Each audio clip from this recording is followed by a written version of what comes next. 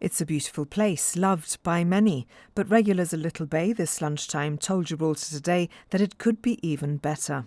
We had a big room back to store our umbrellas and beach gear, and all of a sudden they took about 2/3 away from us to put a disabled toilet and shower. They put a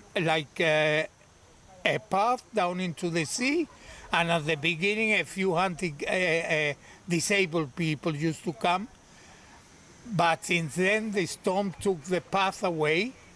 Nobody's scared to put it back again.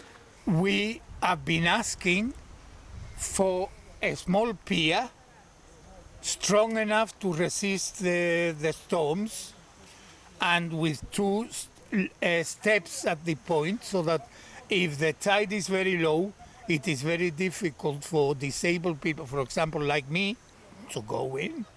But when you pass Camp Bay, you see the pier, and you think, eso estaría muy bien aquí. Well, nothing like that. We don't want the Golden Gate Bridge. we want a small pier, strong enough to resist the storms. But at the moment, nothing has been done. So this you beach is the Cinderella of all the beaches in Gibraltar. I think when you come round here, the weather's always different. You come round and you've got the Levant, and then by the time you get here, so the sun's normally out. The water's beautiful, clean, always clean. A little paradise. The fish pond. The toddler's pool. The toddler's pool, it could be a little bit bigger. Right. They could do it a little bit bigger. And the pier. I'm still okay, but I'm not getting any younger, and it is getting a bit more difficult. It's a stony beach. Eso que arreglaron un poquito lo que la playa para que estuviéramos un poquito más contentos, pero aparte de eso... En ese respecto hemos escuchado que sí, a veces es difícil de personas llegar al mar, ¿no? Las personas mayores de bajar. Little Bay is one of the last remaining sort of natural coastlines that we have on the western side of the rock.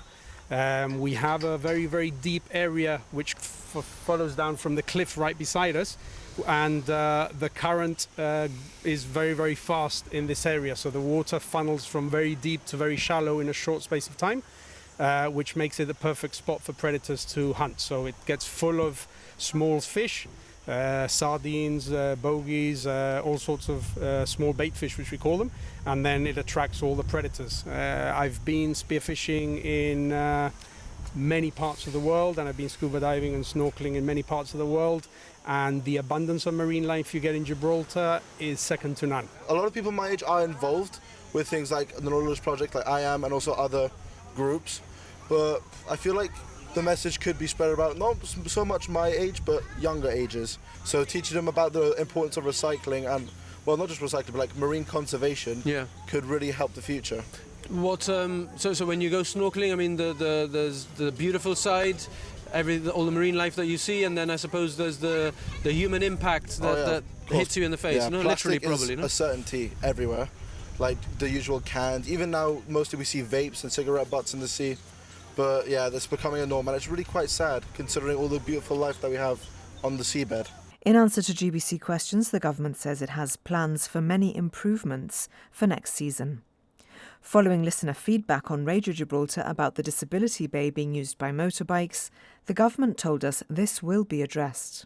It said the pool is worked on regularly, and regrettably some of the new tables have already been vandalised.